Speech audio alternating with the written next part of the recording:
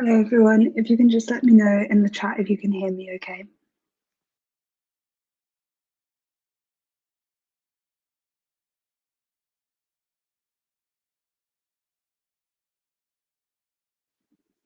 Perfect. Thank you for joining me on a Friday evening. I know this is different to our normal time. I'm going to get started because it's a Friday and no one wants to stay that late. As always, there'll be my email address at the end of the presentation, as well as a feedback form, so you can let me know anything that you want to see coming up next, or you can email me any questions that you have. Okay, so for this session, we're going to cover some of the paediatric dermatology conditions that you need to be aware of for your final exams.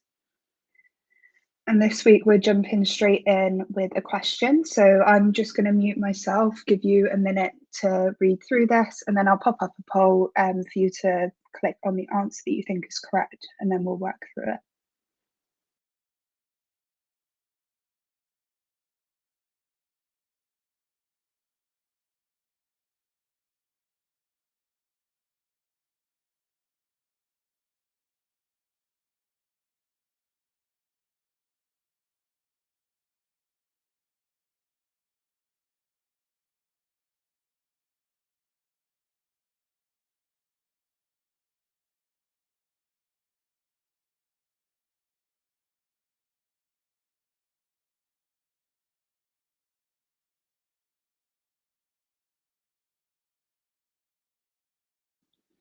You should hopefully now be able to see the poll in the chat. So if you give that a go at answering that when you've had a chance to read through.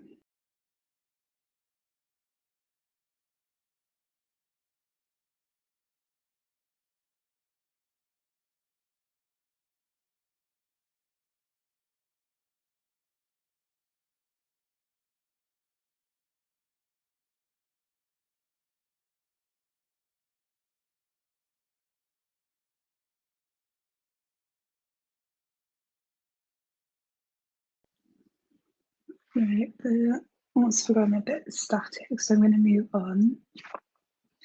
So the correct answer is dermatitis herpetiformis. So well done to those of you who got that right.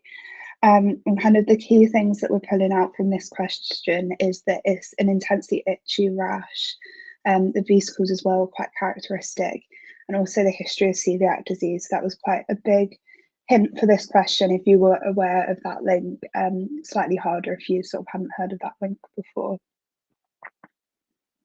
So a bit of an explanation. So this is a chronic pruritic blistering skin condition that has a strong association with celiac disease. So for your exams, if you kind of try and remember that link, look out for clues. You might not get the nice bit that I put at the end about having a history of celiac disease, but you might have a hint towards it, as though it occurs mostly after eating certain foods or has recently eaten XYZ on holiday and now has this rash. It presents with group vesicles, papules, and excoriations, often on the extensor surfaces. Excoriations, especially in younger children who sort of don't realise that sort of by itching a rash, they might be making it worse. The itchiness is severe and does typically flare with gluten. Diagnosis is confirmed with a skin biopsy and direct immunofluorescence, and that shows the IgA deposition in the dermal papillae. Treatment is a strict gluten-free diet, and you can also use dapsone as well. So you just remember that link. Celiac rash that's very itchy is dermatitis herpetiformis. To treat it, take away the trigger, which is the gluten. So moving swiftly on. Again, I'll mute myself so you have a chance to read through this. I'll then flash up the poll and we'll go through the answers.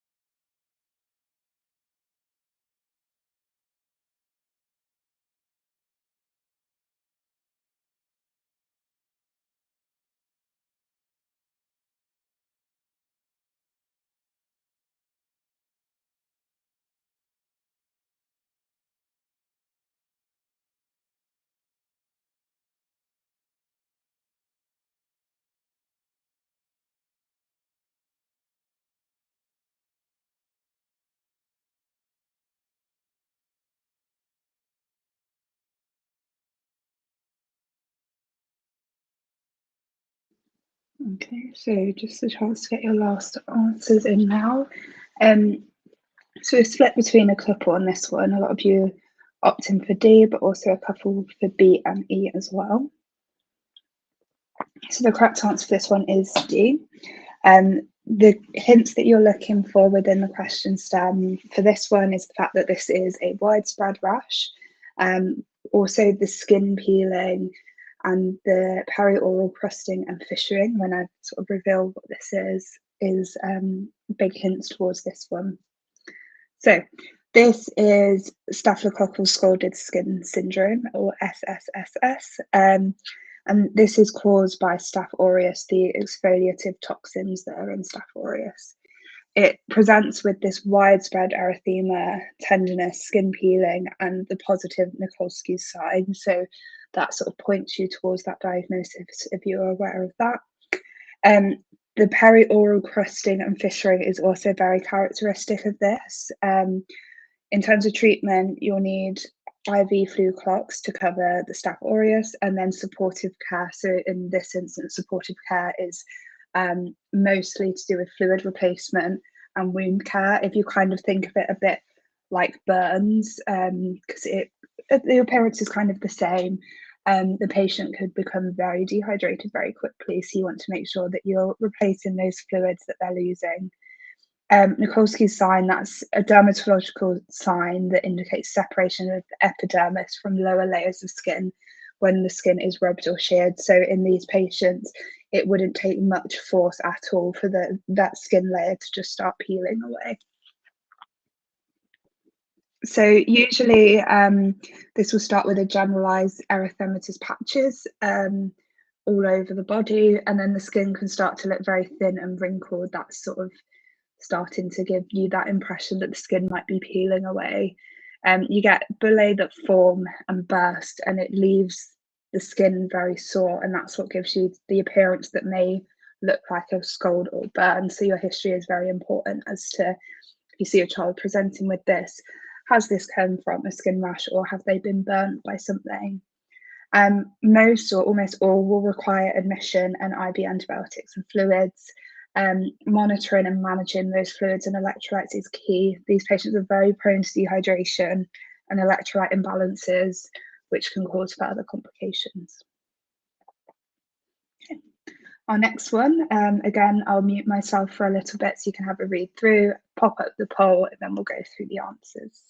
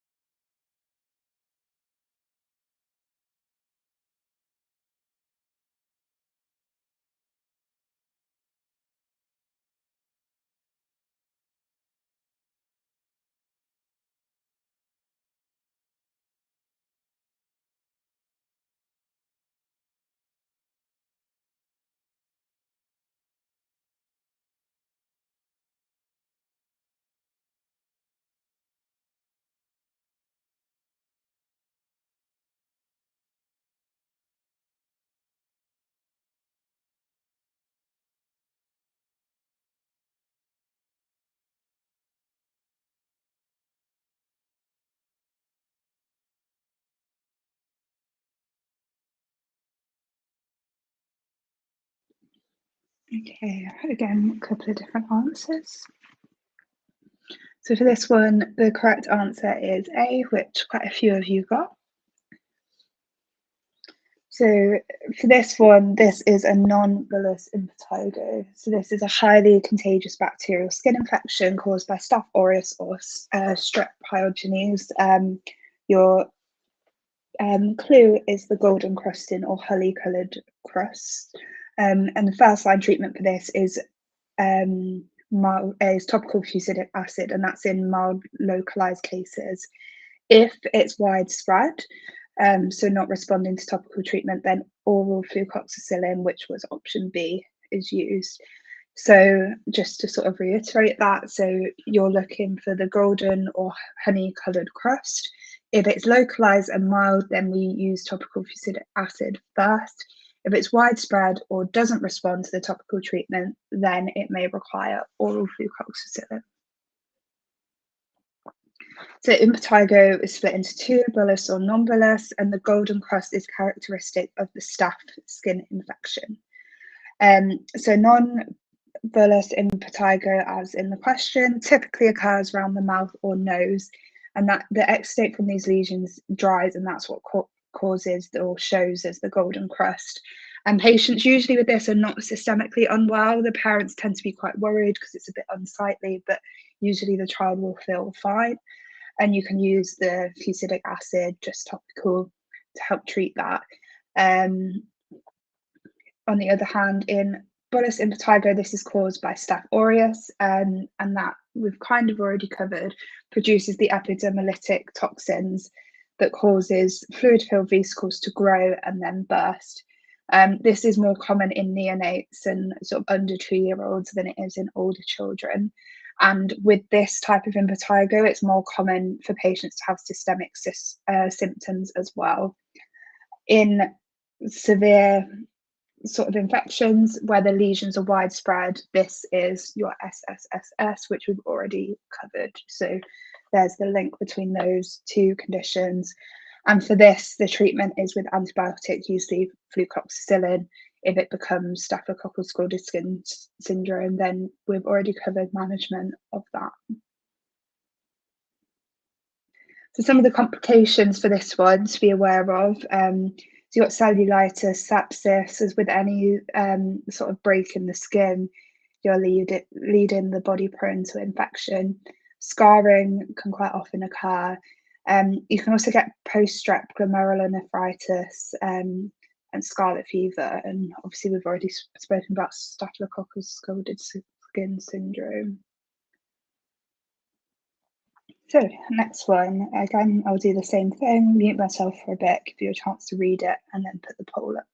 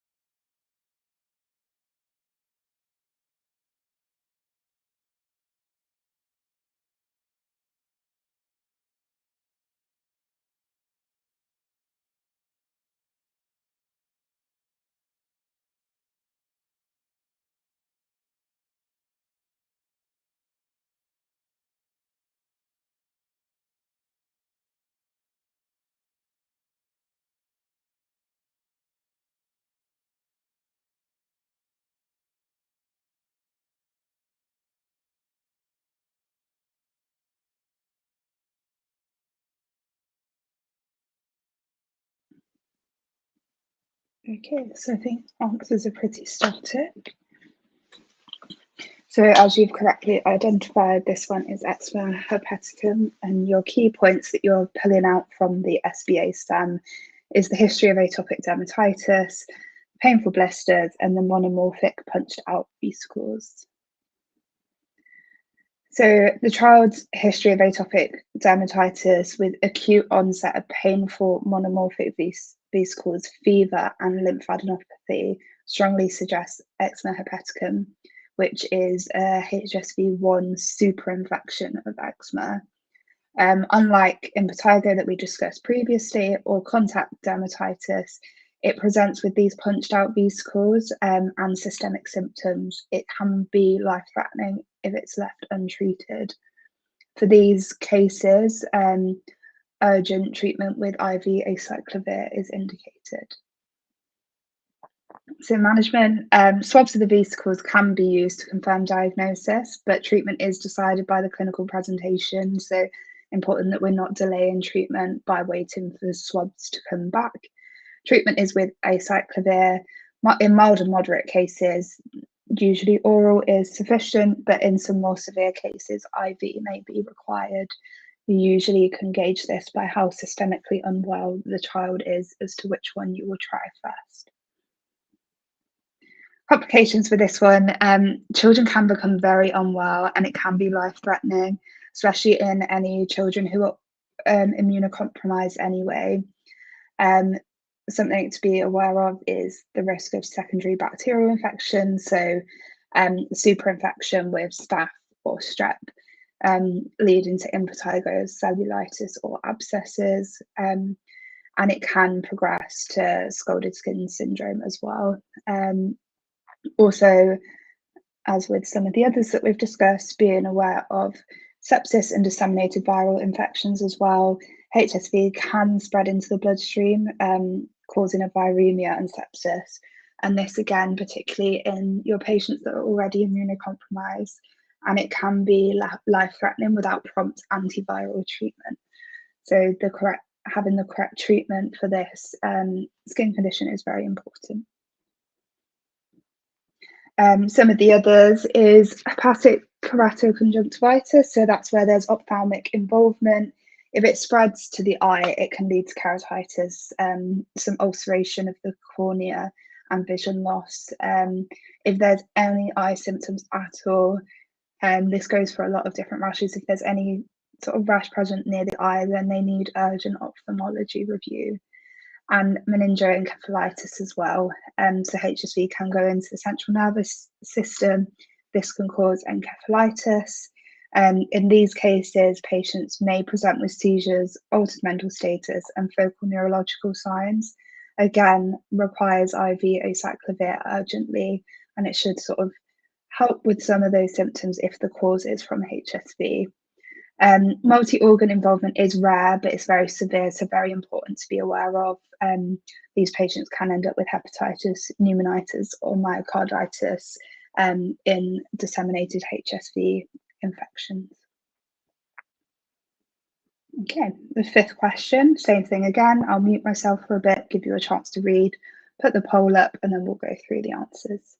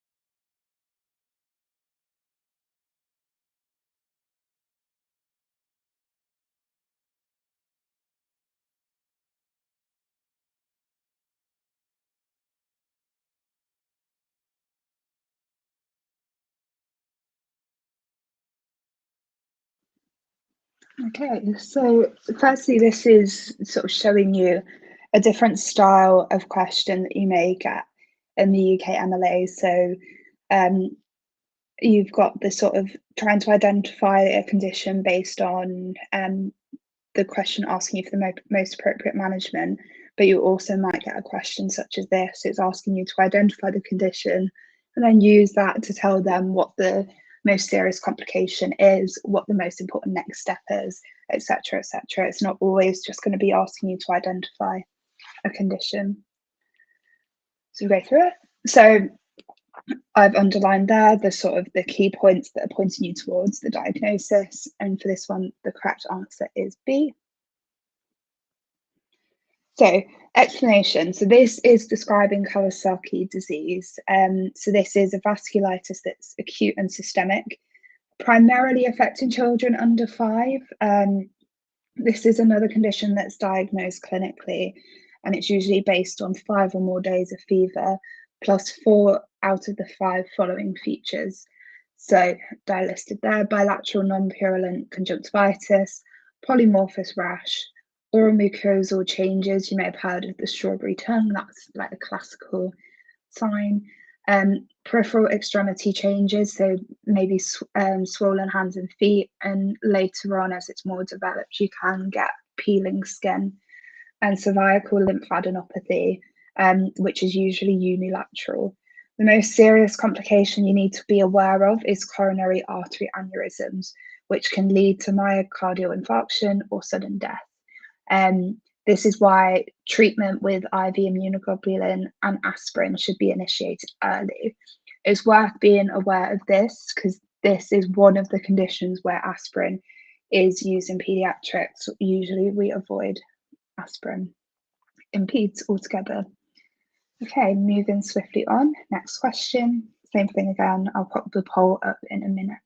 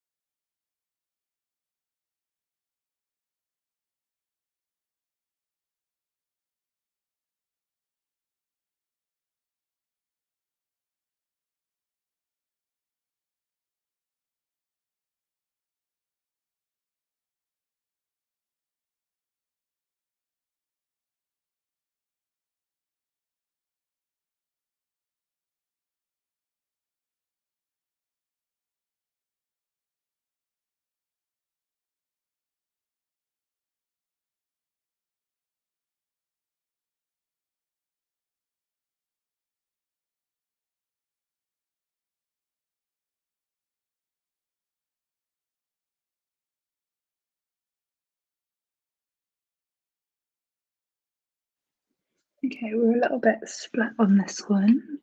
Let's work through it. So the correct answer for this one is topical corticosteroids. So the hint really for this is a worsening of eczema, and then it's just being aware of eczema treatments. So we'll go through that. So an acute eczema flare is characterized by erythema, excoriation, and lichenification. When it comes to eczema flares, your first line is usually topical corticosteroids, and that will help reduce the inflammation and also should reduce the itchiness as well. And the potency is kind of determined by how severe the flare is and the area affected.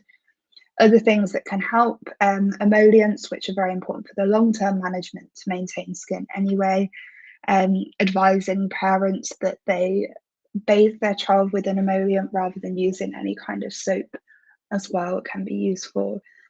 Oral antihistamines can be useful for the itchiness, but it's not a primary treatment.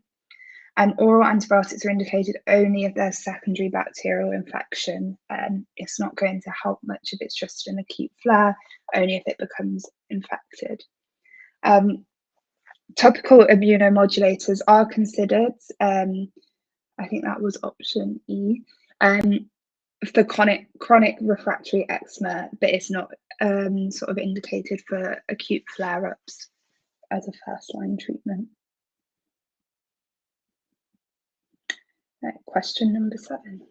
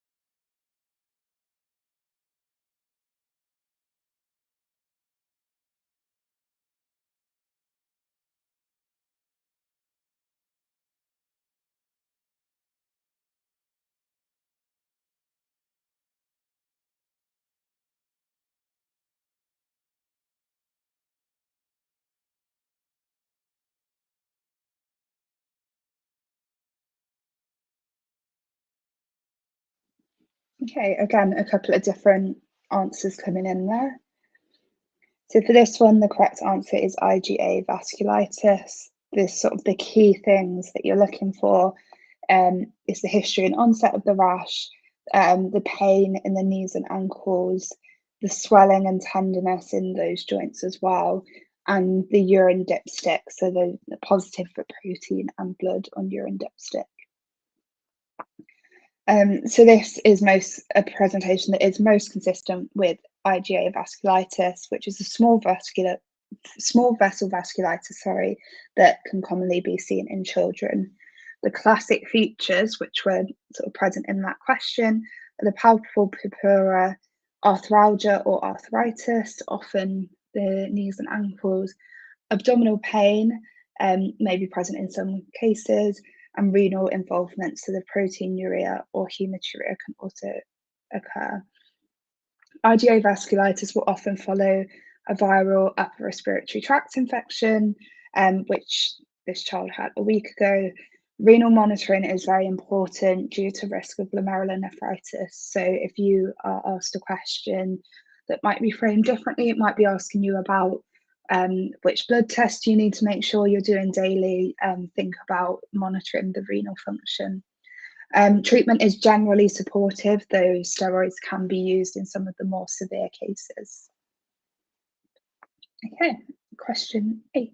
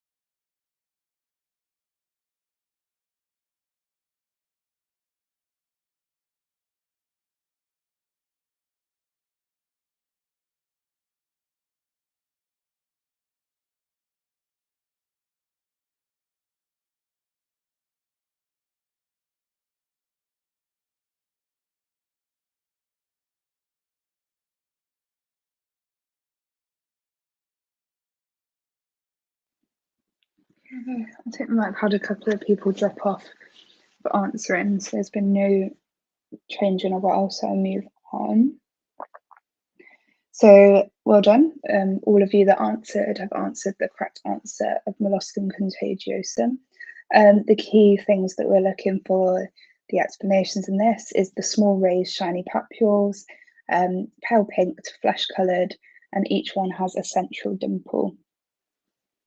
So there's some pictures here that you can see.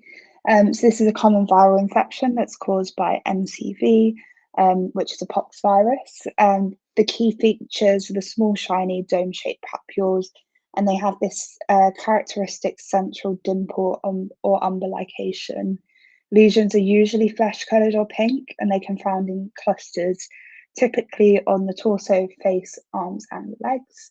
More common in children, especially those who are at daycare and swimming pools, as it's highly contagious, and it transfers via direct skin-to-skin contact.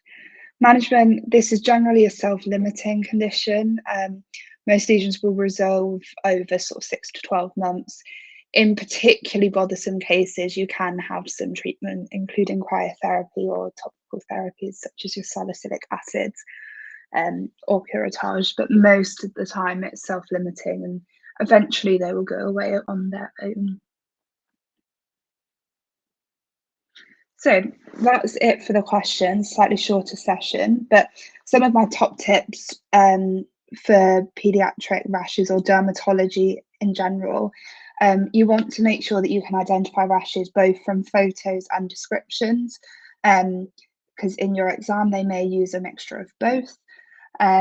Use DermNet to go over photos of rashes. They have quite good pictures. I've also tagged in there Brown Skin Matters on Instagram to make sure that you are able to identify rashes in different skin tones and skin colours as well.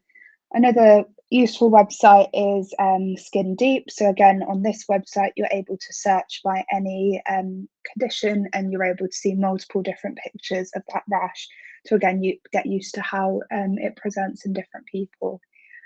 In terms of for OSCEs, you might be asked to describe a rash from a photo as a combined paediatric and dermatology station. So make sure you go over those dermatology descriptors that I've used in some of the questions here.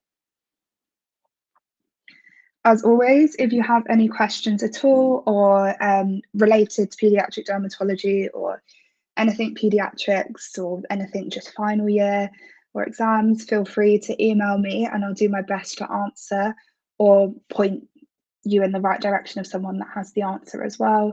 And don't forget to leave your feedback. By leaving your feedback, you help me with planning future sessions, but it also means that you can get your attendance certificate as well.